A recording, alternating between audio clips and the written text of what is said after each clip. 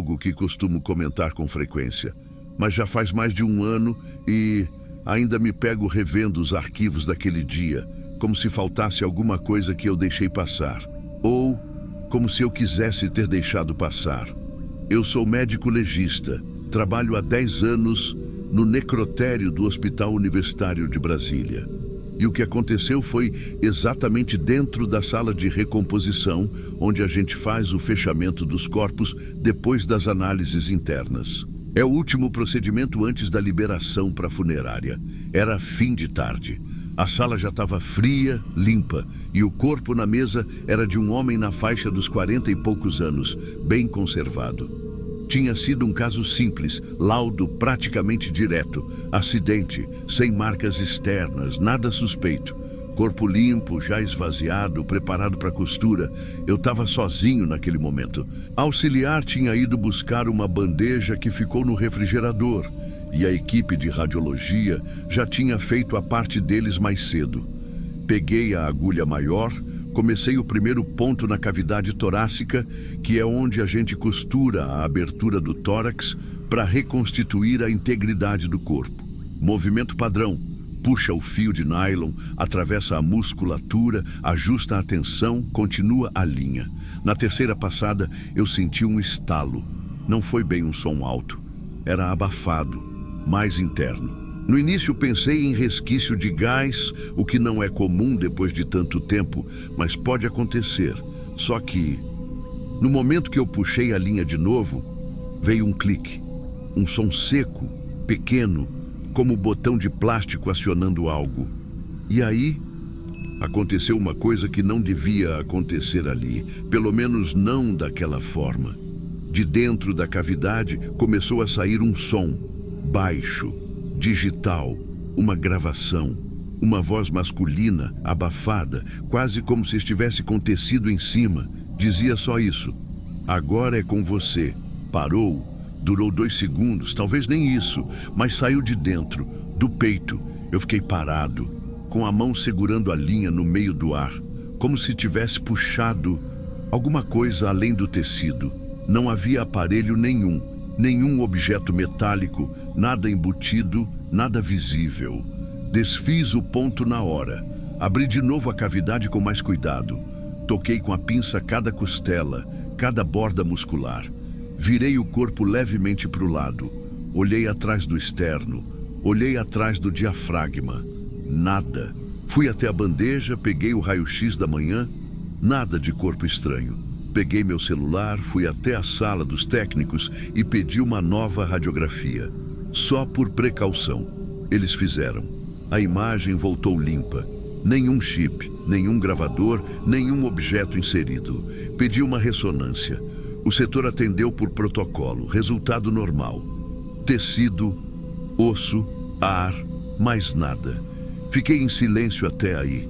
Não comentei com ninguém, porque ninguém acreditaria. Ou pior, iam começar a buscar explicações que eu não queria ouvir. Mas quando fui revisar a ficha, um detalhe me incomodou mais ainda. Na sala de recomposição, a gente tem um gravador. É fixado no canto superior, junto da câmera de registro. Serve para registrar qualquer observação que precise ser colocada em áudio. Fica em gravação contínua, mas os arquivos separam em blocos de 5 minutos. Acessei os arquivos. Fui para o horário exato, entre 17h23 e 17h28. Só queria conferir se aquilo estava só na minha cabeça. O áudio existe, só que ele é curto demais. Começa com o barulho da bandeja, o arraste do banquinho, e depois vem um som que, se você conhece, sabe o que é. O clique do nylon sendo tensionado. E aí, a mesma voz, a mesma frase. Só que sem eco, sem o abafado da sala. A voz pura. Agora é com você. Depois, silêncio. Fiquei em pé por uns bons minutos, só ouvindo de novo. E de novo. Na 7ª vez, tive que pausar. Porque uma coisa nova entrou. Alguém bateu na porta. Era o técnico de som do hospital. Um cara que nem deveria estar ali. Ele entrou para levar um equipamento emprestado, viu a interface aberta no meu monitor e perguntou se podia ouvir o trecho. Falei que não tinha nada demais, só ruído. Mas ele ouviu e ficou pálido. Disse com a voz um pouco trêmula: "Essa voz é do meu irmão." Só isso. Não quis ouvir de novo. Não perguntou nada.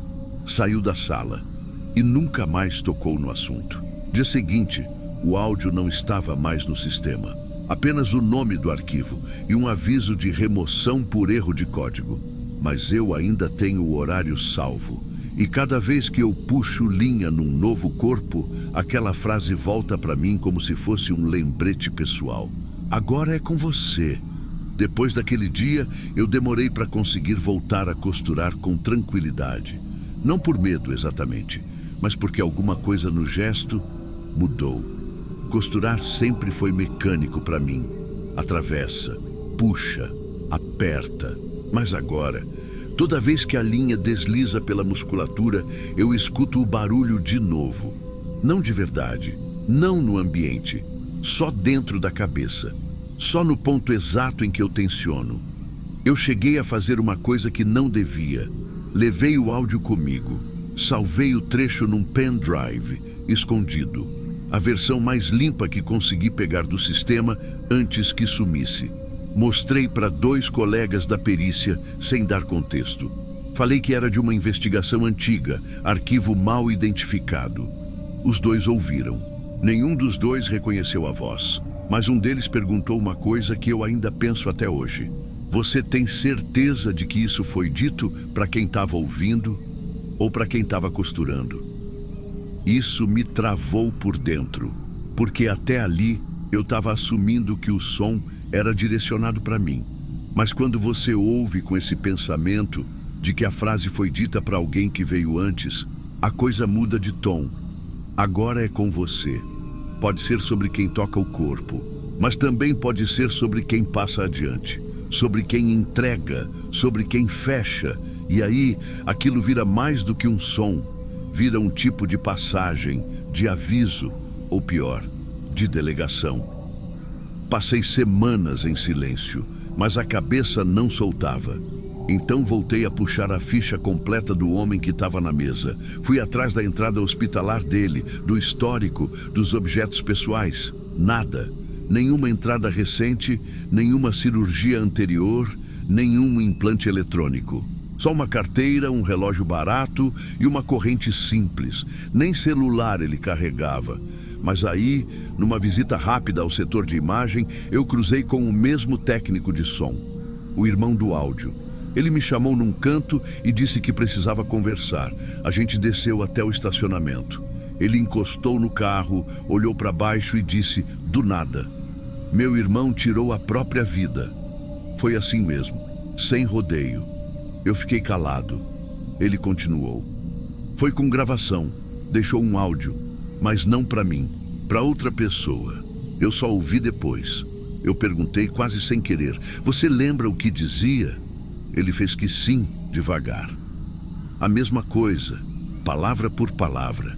A mesma frase que você mostrou. Depois disso, ele entrou no carro e foi embora. E nunca mais voltou para o hospital. Até hoje eu não sei o nome do irmão dele, nem se a história bate com algum registro.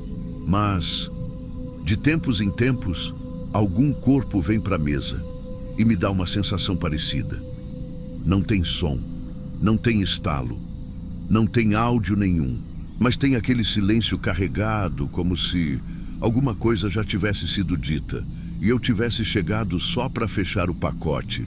Na nossa rotina, o corpo é sempre a última etapa, mas desde aquele dia, eu parei de acreditar nisso. A recomposição virou a parte mais pesada para mim. Não pela técnica, mas pela possibilidade.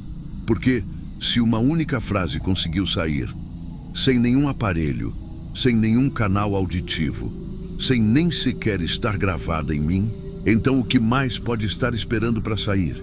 E quando? Até onde vai o que um corpo guarda? E até onde vai a nossa função de fechar, mesmo sem entender o que estamos trancando lá dentro?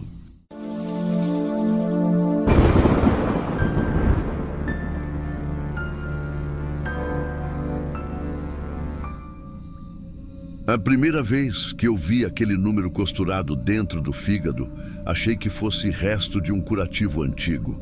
Mas não estava grudado, estava bordado. E quando puxei a gaze com a pinça, vi que tinha um 7 costurado à mão, com linha azul escura, bem no centro. Eu tô acostumado com coisa errada, com improviso médico, com cicatriz mal feita, até com negligência. Mas aquilo ali não era erro, era intenção. Esse caso começou com uma necropsia comum. Uma mulher de 29 anos, sem ferimentos externos, com histórico de dependência, encontrada sozinha no próprio apartamento. A causa provável apontava para uso de substância em excesso, sem sinais de luta, sem lesão visível. Tudo limpo. Ela chegou para a gente como muitas outras chegam. Ficha técnica, data, local, lacre, exames pendentes. Só que na hora da abertura abdominal, tinha uma resistência atípica na região do fígado. Não era natural, dava para sentir na lâmina. Era como se o tecido tivesse sido manipulado. Ao investigar melhor, encontrei uma linha de sutura interna, extremamente fina, passando rente ao parênquima hepático. Uma costura limpa, interna, feita com agulha pequena. Técnica quase cirúrgica. Aquilo me tirou o foco por um segundo, porque não era parte do nosso procedimento e também não condizia com nenhuma cirurgia antiga. Não havia cicatriz externa. A linha unia um pequeno invólucro de gaze, embutido com precisão entre as estruturas do órgão. Dentro da gaze, tinha um número, costurado à mão. Linha azul escura. Número 7. 7. Só isso, sem mais nada. Nem bilhete, nem plástico, nem sangue. Só aquilo. O padrão da costura era milimétrico. O ponto era firme, centrado, sem torção do tecido. Coisa de quem tem mão firme, mas sem querer aparecer. O laudo foi emitido com menção ao material estranho encontrado. Como sempre, mandei cópia para a perícia complementar e uma via para a delegacia que cuidava do caso. Mas ficou nisso. Ninguém me chamou para conversar. Não houve nova coleta. Foi arquivado como caso isolado. 3 meses depois, recebi outro corpo. Um homem de 41 anos. Circunstância parecida. Encontrado em casa, nenhuma lesão aparente. Causa presumida ligada a uma condição pré-existente. Na hora da abertura, senti a mesma resistência.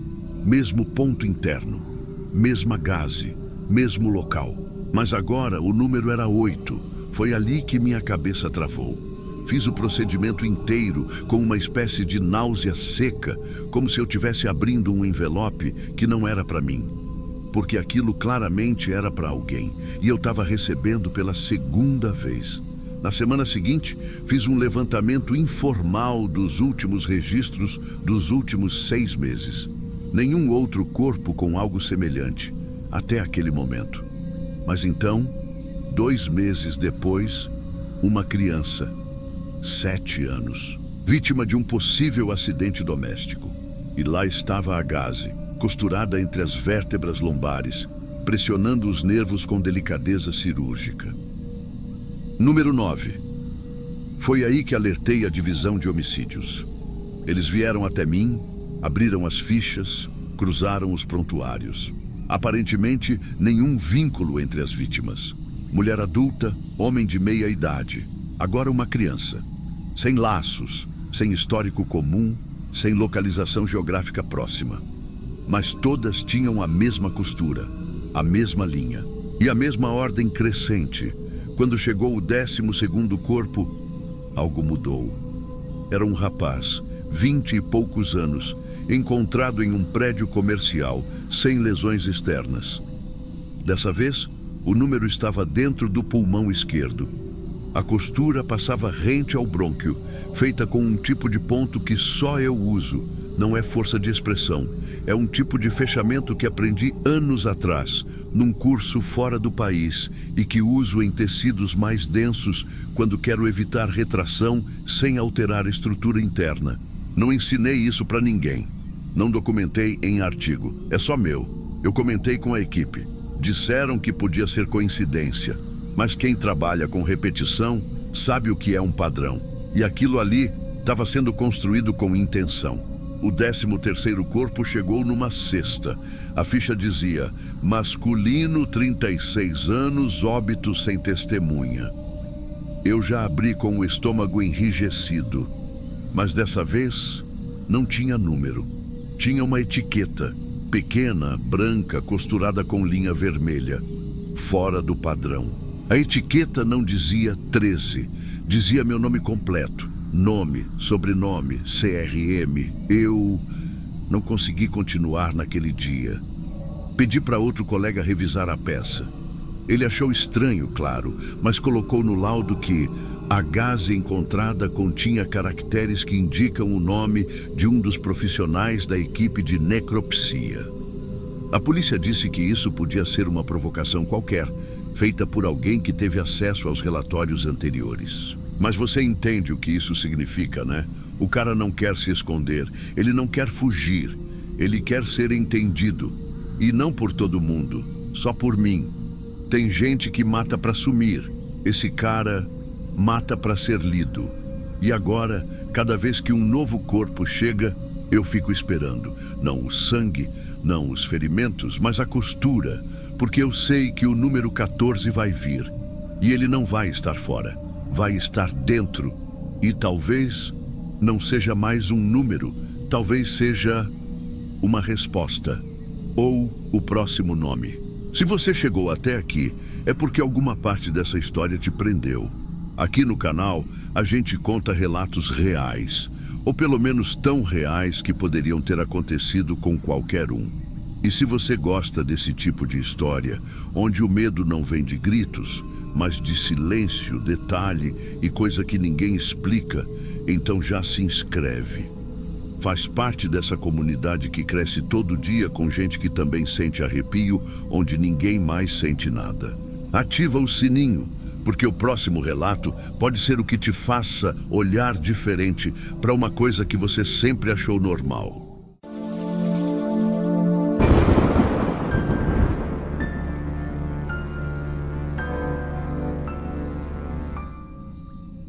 Eu não sou o melhor do estado. Mas também não sou qualquer um. Cirurgia reconstrutiva pós-trauma, especialização em tecido abdominal e principalmente sutura interna. Se tem uma parte do corpo que eu conheço como se fosse minha, é a região entre o intestino delgado e o transverso. É onde muita gente erra, porque ali o erro é quieto, não grita. Você só percebe depois. E aí já é tarde. Eu tô nesse setor técnico do IML de Campinas faz mais de 15 anos. A gente cuida dos corpos que chegam sem ninguém para reconhecer. Acidente em rodovia, abandono, casos não identificados, são corpos que ficam 1, 2 dias em refrigeração, alguns mais. O caso em questão veio numa terça-feira de manhã. Corpo masculino, aparente 30 e poucos anos. Nenhum sinal visível de agressão. Nenhuma fratura exposta, aparentemente limpo. Só que no raio-x, o que apareceu foi uma densidade esquisita ali na altura do flanco direito. Podia ser obstrução, ou podia ser só resíduo alimentar mal posicionado. Mas com aqueles níveis de opacidade, não dava para deixar passar. Fui fazer a abertura abdominal já no começo da tarde. E vou te dizer, o tecido estava estranho, nada de errado exatamente.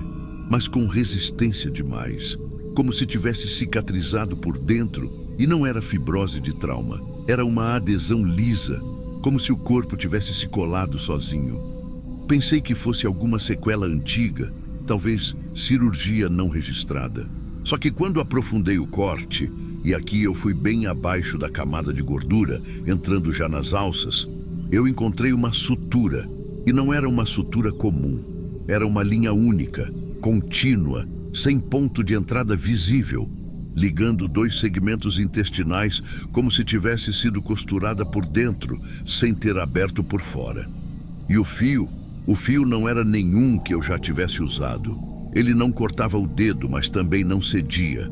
Tinha uma leveza que parecia fio de nylon, mas o brilho era metálico, um reflexo que não é de coisa médica. E olha que eu conheço bem as linhas que a gente usa. Mononylon, prolene, Vicril. Nenhuma faz aquilo que aquele fio fazia quando a luz batia de lado. A costura em si era absurda. A distância entre os pontos era exata, exata mesmo. Padrão de 0,8 centímetro entre cada inserção. Exatamente o mesmo que eu costumo usar quando reestruturo um intestino rompido. E a profundidade era perfeita. Nem raso, nem fundo demais. Era como se tivesse sido feita em campo operatório limpo, com visão total. Só que ali não tinha sinal de cirurgia. Nenhuma cicatriz, nenhum ponto de entrada, nenhuma coloração de pele alterada, nada. E o mais esquisito, o tecido ao redor já tinha aderido como se aquela costura tivesse anos ali dentro. Só que o corpo era jovem demais para isso. A princípio, achei que fosse alguma intervenção de emergência não registrada, algum hospital de beira de estrada tentando salvar o rapaz, sei lá. Mas mesmo nesses casos, sempre sobra algum rastro. Marca de acesso, hematoma antigo, tatuagem apagada à força, qualquer coisa. Nesse corpo, nada. Como era um corpo não reclamado, sem família, a gente encaminha os materiais estranhos para análise complementar, antes de liberar para o sepultamento público.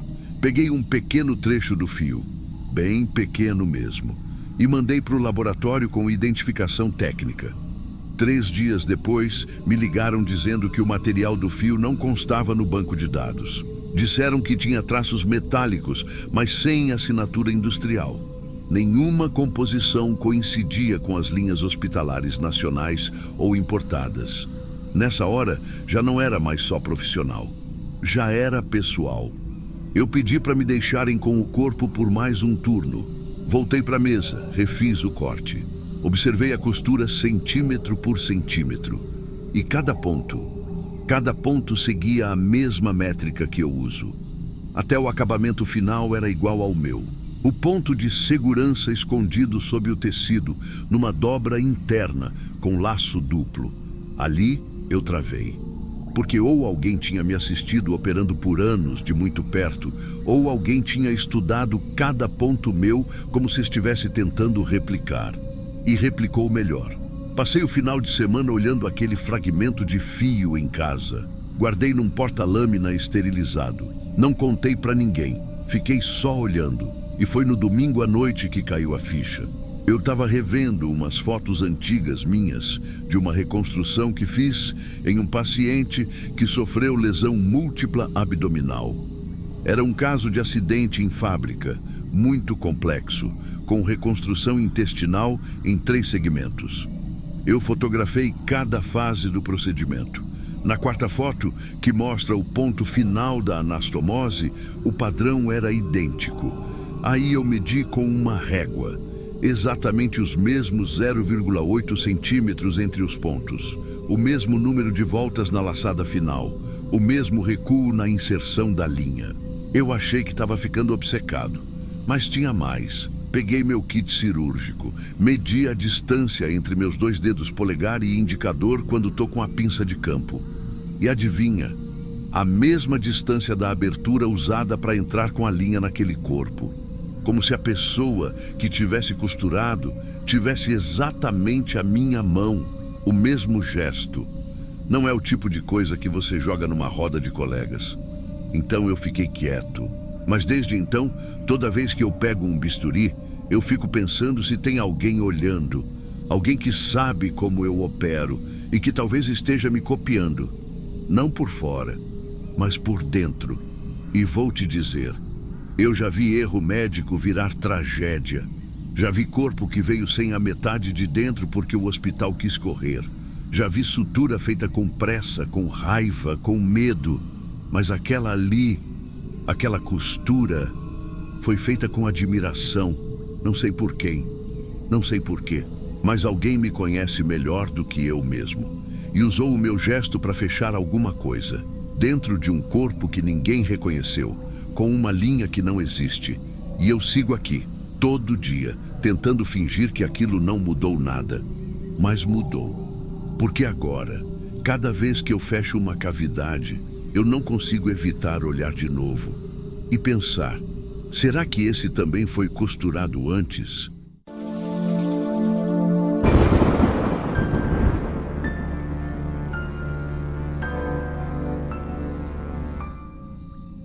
Eu sei que para muita gente, trabalhar num necrotério já é o suficiente para ter história esquisita para contar.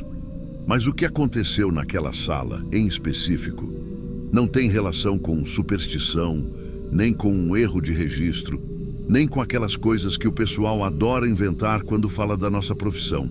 Isso foi no Hospital de Clínicas, aqui em São Paulo. Sala Técnica 4. Aquela que a gente só usa quando precisa fazer abertura, mas precisa na região do pescoço, traqueia, essas coisas. É uma sala pequena, com luz branca direta, chão limpo, nada de ruído externo. A ideia ali é preservar os detalhes. Tudo é documentado com cuidado. Foto, vídeo, desenho técnico, às vezes até áudio. Eu trabalho com isso há uns bons anos. Sou legista com especialidade em traumas cervicais. Já peguei de tudo: enforcamento, estrangulamento, casos de obstrução respiratória por corpo estranho. Tudo que envolva as vias aéreas superiores passa por mim ou por alguém da minha equipe. E naquele dia, o que chegou foi um homem jovem. Tinha 29 anos. Segundo o registro, foi encontrado deitado, dormindo. Sem marcas, sem histórico clínico importante, nenhuma intercorrência aparente, nada que chamasse atenção. Era um caso rotineiro, se é que dá para chamar de rotineiro o que a gente faz. Comecei o procedimento como sempre: exame externo, documentação, abertura por plano, tudo dentro do esperado, até chegar na garganta. Quando eu abri o espaço entre a traqueia e o esôfago, que é uma região sensível, cheia de estruturas pequenas, mas bem conhecidas, senti uma resistência diferente. Não era uma rigidez por tempo de exposição. Era uma textura nova. E foi aí que eu vi. Tinha um canal. Não era um rasgo, não era uma lesão, não era uma fístula. Era um canal, lateral, entre a traqueia e o esôfago, bem delimitado. Lisa por dentro, com dobras finas, simétricas, como se aquilo tivesse função. Eu parei, porque ali não devia ter nada. Peguei a lâmpada de precisão, ajustei o foco, medi 5,2 centímetros. Um tubo que se abria em um ponto, seguia reto e terminava, fechado. Um botão de carne, liso, sem conexão com nenhuma outra parte do corpo. Mas o mais estranho e o que me fez ficar mal não foi a existência do canal, foi o estado dele, porque tinha marcas internas, dobras mais gastas, como se algo tivesse passado por ali recentemente, como se tivesse uso. E isso não faz o menor sentido, porque o canal não existe. Eu toquei com a ponta da pinça, a textura era de mucosa viva, intacta. Não era tecido cicatricial, não era infiltração, era como uma parede interna feita para receber passagem de ar, ou de líquido, ou de outra coisa. Mas ele não levava a lugar nenhum, era só um espaço, um tubo fechado dentro do corpo. Eu parei o procedimento. Falei com a equipe da documentação, fiz o desenho técnico na hora, com a anotação do posicionamento, profundidade e textura. Pedi foto macro, pedi gravação em áudio também, descrevendo tudo. Guardei o corpo, refrigerado, com a garganta ainda exposta, e fui para casa com aquilo na cabeça. Eu já vi variações anatômicas, já vi corpo com duas carótidas no mesmo lado, já vi traqueia dobrada em L por malformação. Mas isso era outra coisa, porque não era uma variação, era uma adição, como se alguém ou alguma coisa tivesse deixado aquilo ali e tivesse saído. Voltei no dia seguinte, fui revisar, confirmar com calma, reabrir com mais tempo, e quando eu tirei a gaze e olhei de novo, não tinha mais nada. Nada. A traqueia estava perfeita. Esôfago, idem. Nenhuma marca, nenhum sinal de abertura, nenhuma cavidade, nenhuma textura estranha, como se nunca tivesse existido. Pedi para revisar as fotos. Nenhuma imagem mostrava o canal, nem as ampliadas, nem as de luz direta. Só tinha o meu desenho técnico e o áudio que eu mesmo gravei, descrevendo o que estava vendo. Com calma, com precisão, falando devagar. Ninguém entendeu nada e ninguém fez piada também, porque sabem que eu não sou de errar, nem de inventar. Mas não adiantou, não tinha mais prova, só a minha lembrança e o toque com a luva. Aquela sensação exata de tecido liso, úmido, com a parede levemente curva e o botão de carne no final.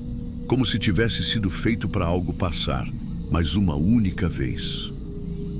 Naquela manhã, eu voltei na sala técnica 4 com a certeza de que tinha visto o que vi. Não era cansaço, não era confusão. Eu sei o que é uma mucosa nova. Eu sei a diferença entre canal anormal e artefato de dissecação. Eu toquei aquilo com a luva e senti. Cada dobra, cada curva. Era vivo, recente, real. Mas não estava mais lá. O que restava era uma garganta perfeita. Nenhum sulco, nenhuma borda, nenhuma dobra, nenhum indício de que algo tivesse se formado, nem cicatrização. Nada. Como se aquele canal tivesse sido recolhido ou absorvido. Outra é a hipótese mais absurda de todas, mas que não sai da minha cabeça, como se ele só existisse enquanto alguém estivesse olhando. A parte mais difícil foi perceber que não adiantava chamar ninguém, porque os registros não ajudavam. A câmera da sala, que a gente usa para registrar procedimentos, estava voltada para o lado errado. Pegava o rosto, não o corte. E o áudio da minha descrição ao vivo sumiu do servidor uma semana depois, corrompido, como se não tivesse sido feito. Sobrava o quê? Um pedaço de papel com um desenho, a caneta tremida, o traço mais lento, uma anotação escrita à mão com uma frase que eu lembro de ter dito em voz alta: canal fechado, sem via de continuidade, presença de sulcos internos, possível função. Só isso. Na época fiquei em silêncio, continuei trabalhando. Segui os outros casos, mas toda vez que vinha um corpo com alguma questão respiratória, eu acabava prestando mais atenção na mesma região. Cada abertura na garganta passou a ser um exame duplo, não só pela técnica, mas pela dúvida, porque por mais que não se fale disso, tem certos momentos em que o corpo devolve uma sensação. É difícil explicar. Você abre o tecido e sente como se tivesse algo ali ainda. Um ar antigo, um cheiro que não vem de putrefação nem de química. Vem de umidade viva, de presença que não devia mais estar ali. Depois daquele caso, comecei a notar uma coisa. 3 corpos diferentes, em semanas diferentes, com entrada semelhante. Homens jovens, quadro respiratório, sem explicação clara. Nenhum com canal visível, mas uma diferença sutil na mucosa. Como se algo tivesse deixado uma marca e depois fechado. Tecido mais denso, ligeiramente mais elástico. Não falei com ninguém. Porque se você começa a sugerir que um corpo pode guardar uma estrutura que aparece e desaparece, te colocam para conversar com um supervisor. Mas eu nunca esqueci o toque. E isso é o pior. A memória não é visual, é tátil. É como se a minha mão ainda lembrasse da textura. Eu já usei a mesma luva em centenas de corpos depois. Mas aquela luva eu tirei devagar, dobrei e guardei. Dentro de um saco estéril, etiquetado, sem dizer porquê. Tá em casa, num envelope lacrado dentro de uma caixa. Eu não sei se ainda tem algum traço. Biologicamente falando, deve estar contaminada com o tempo, mas eu não jogo fora. Porque aquela luva é a única coisa que ainda me lembra do que eu senti. Teve um dia que eu sonhei com o canal, mas não como ele era, como se eu estivesse dentro dele, no escuro, só com o som abafado de algo passando pelo outro lado. Um som úmido, como se alguém estivesse esperando, como se fosse uma passagem de escuta. Faz tempo que não consigo encostar na região da garganta sem lembrar disso. Não sei explicar, não sei o que era, mas tinha função e foi usada. E o mais difícil é saber que eu fui a única pessoa que encostou naquilo. Eu fui o canal naquele momento. Aquilo passou por mim, mesmo que só por alguns minutos. Depois sumiu, mas eu ainda lembro o toque. E o toque não sumiu comigo.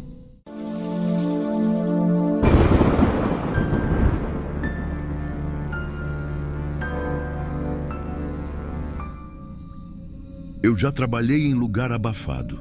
Já fiquei com o ar parado dentro do jaleco até sair suando por dentro da luva. Já atendi exumação com cheiro de lençol enterrado. Já recebi corpo com saco furado, com formiga viva no pé, com o rosto virado em polpa. Mas esse foi outro tipo de coisa. Essa sala auxiliar aqui do IML de Teresina quase não é usada. Fica no fundo, sem janela, sem circulação. Só ligam a luz quando chega corpo exumado. Corpo de mais de 3 meses. A gente abre, coleta, fecha. Em silêncio. É o tipo de sala que parece que lembra. Era uma segunda, sol rachando lá fora. E o primeiro corpo do dia tinha vindo de Floriano, 4 meses depois do sepultamento. Ordem judicial por suspeita de falha médica. Homem, 38 anos. Cova rasa, terra seca, caixão de boa qualidade. Corpo ainda com contorno, sem colapso torácico. Não tava aquela coisa mole, nem ressecado demais. Tava inteiro, até demais. E foi por isso que eu não entendi. A hora que a gente abriu a cavidade abdominal, ali, no instante do primeiro corte, veio um cheiro que não pertencia a nada daquilo. Não era o que se espera, não era o que o corpo dá. Era um cheiro seco e doce ao mesmo tempo, meio metálico, como pano chamuscado. Sabe aqueles perfumes antigos que parece que grudam no osso? Era aquilo, só que errado, como se não fosse de coisa viva. Meu assistente vomitou sem nem tentar correr. Caiu direto na pia. Nem tossiu antes. O cheiro nem tinha espalhado. Ficava ali, pairando dentro do corte, como se não quisesse sair. E bastou eu fechar o corpo para ele sumir. Simples assim. Corte aberto, cheiro. Corte fechado, nada. Eu achei que era uma reação com o oxigênio. De vez em quando acontece. Certos fluidos liberam compostos quando entram em contato com o ar. Até com tecidos novos isso pode acontecer.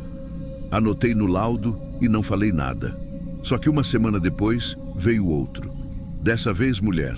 Outra cidade. Outra idade. Nada a ver com o primeiro. Mesmo procedimento, mesmo tempo de sepultamento, corpo bem conservado. A hora que eu abri o abdômen, o mesmo cheiro. E eu travei. Era igual, não parecido, igual. Aquele cheiro doce e metálico que parece que nunca saiu do jaleco. Mas o jaleco era novo, a sala era outra, o caso era outro. Dessa vez, eu nem terminei o procedimento. Chamei outro legista para assumir, com desculpa de estar passando mal. Fiquei sentado na escada externa, respirando pela boca, tentando lembrar se tinha comido alguma coisa estragada. Mas não era isso. Era memória. Era aquele cheiro grudando no nariz como tatuagem.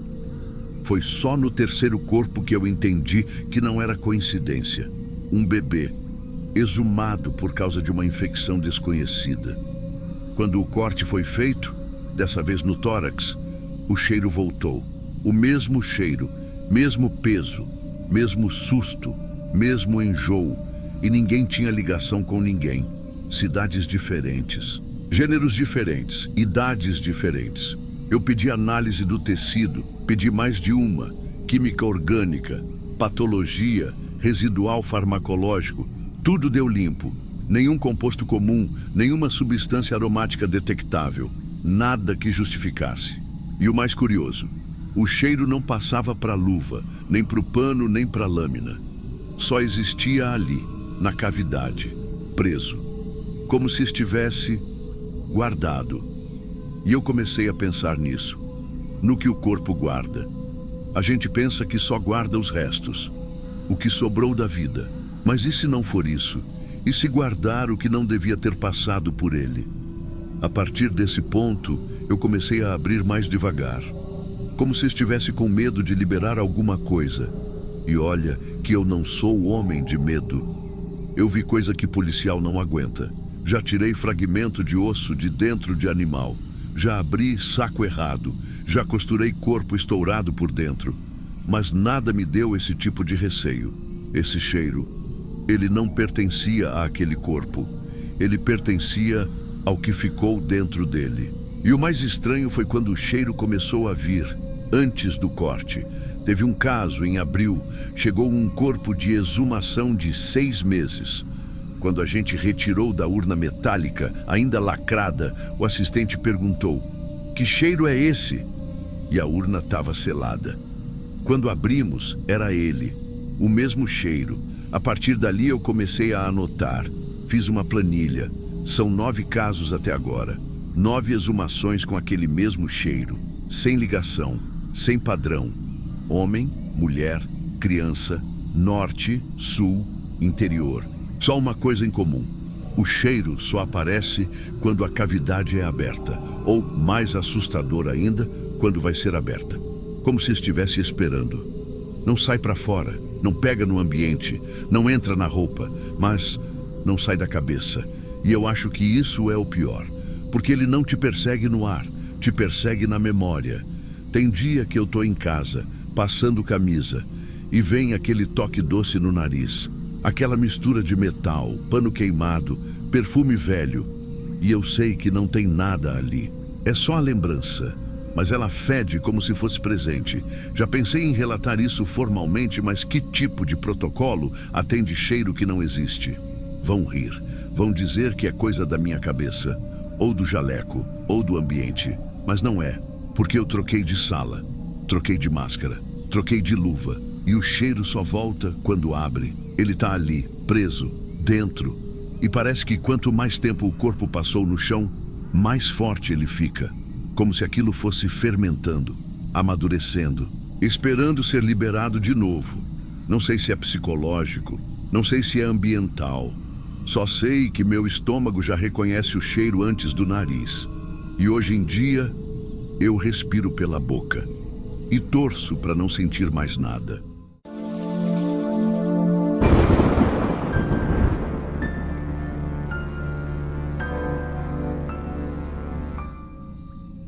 Eu nunca fui do tipo impressionável, não mesmo.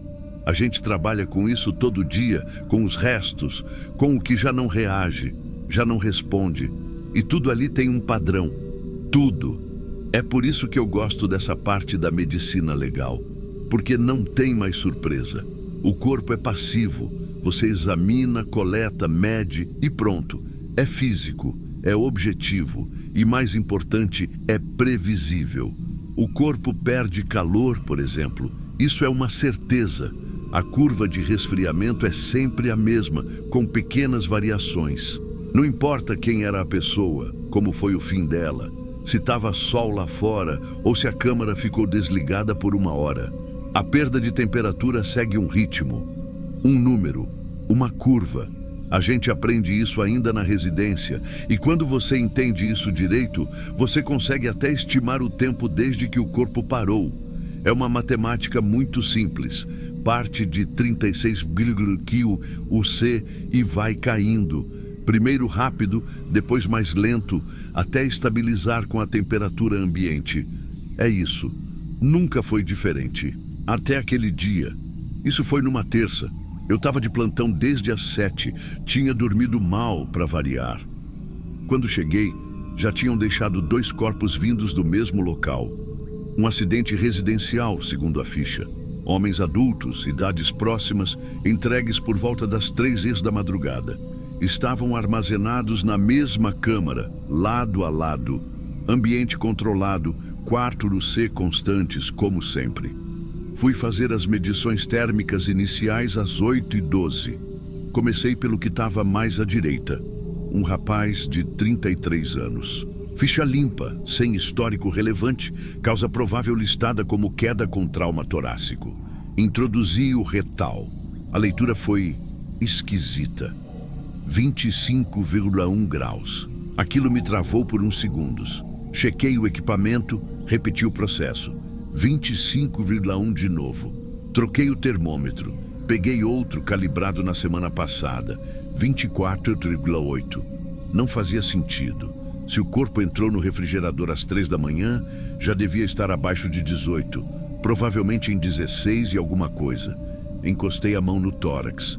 A pele estava fria, sim, mas não como o interior.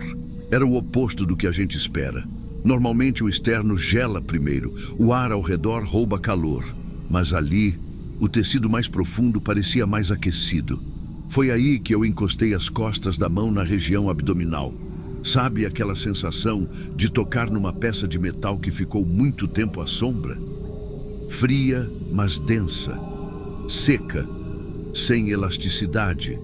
A pele dele estava assim. Não tinha rigidez. Não tinha sinal de embalsamamento. Mas também não tinha sentido nenhum. Para confirmar, fiz leitura infravermelha. Coloquei o sensor sobre o epigástrio e deixei por 20 minutos. O número não descia. Chamei o técnico para trazer o outro corpo, o que veio junto na mesma ambulância. Idade próxima, mesmo tempo de exposição, mesma câmara. Ele estava com 17,3 exatamente o que era esperado. Fizemos a comparação lado a lado, mesmo ambiente, mesmas condições. Um esfriando, o outro não. Aquilo me incomodou. Comecei a olhar para a ficha, buscando qualquer detalhe. Nome, idade, ocupação, local do acidente. Nada se destacava. Só que ele era auxiliar de cozinha e que morava sozinho. Voltei para o corpo e fiz uma incisão abdominal controlada. Introduzi uma sonda no fígado, que é um dos órgãos que melhor refletem a temperatura interna. O número subiu, 25,4. Nessa hora, o técnico que estava comigo me perguntou se a gente deveria abrir o boletim de incidente, e eu disse não, porque ainda achava que era alguma falha térmica ou um erro bobo que eu não estava vendo. Só que eu não conseguia parar de pensar no que estava encostando ali, porque aquilo não era tecido morto, não do jeito que a gente está acostumado. Era como se houvesse alguma microatividade dentro. Não dava para explicar, mas dava para sentir. Eu mantive o corpo na bancada por mais tempo. Desligamos o ar da sala e deixamos num ambiente de temperatura neutra, controlada. Fizemos leituras de hora em hora. Às 10h14, 25,2. Às 11h08, 25,3. Meio-dia e meia, 25,1. Era como se o corpo se autorregulasse. Não havia perda de calor, mas também não havia geração visível. Nada que justificasse. E aí, no meio da tarde, a gente começou a discutir se isso poderia estar relacionado a alguma substância. Mas não havia lesões visíveis, sem inchaço, sem secreção, sem sinal de toxina, sem cheiro. Era um corpo normal. Mas o número, aquele maldito número, não cedia. Decidimos manter o corpo isolado por mais 24 horas. Não pelo risco, mas pela dúvida.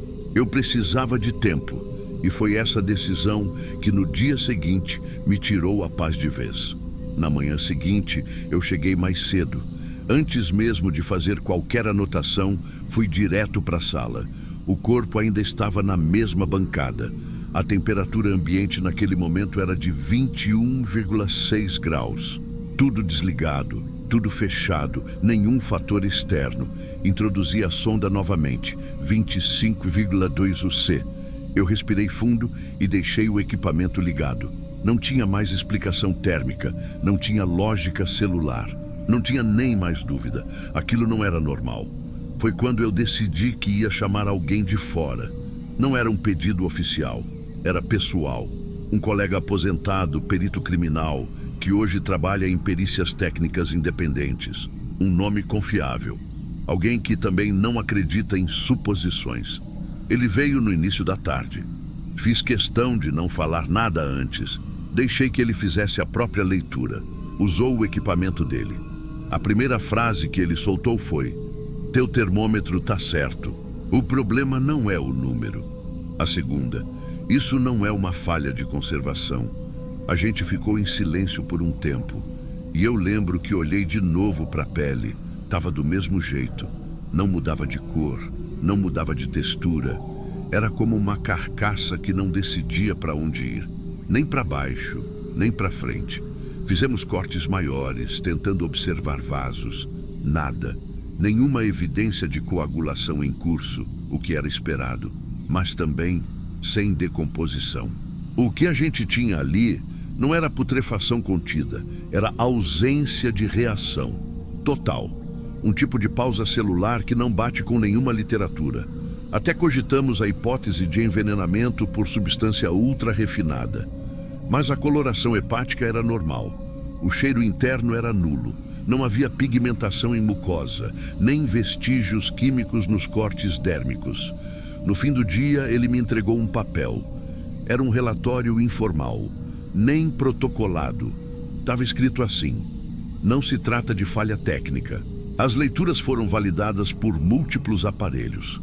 Há indícios de microgeração térmica localizada, com padrão constante e sem progressão, o que configura uma anomalia térmica de origem ainda não determinada. Em outras palavras, esse corpo não esfria e também não aquece, apenas permanece. Eu dobrei o papel e guardei, e decidi encerrar o caso como leitura instável, sem comprometimento do material, porque não havia nada mais que eu pudesse colocar ali. As pessoas não entendem, mas a gente que trabalha com isso, com o fim das reações biológicas, depende dos padrões. Não é questão de acreditar ou não, é de seguir as variáveis que sempre funcionaram.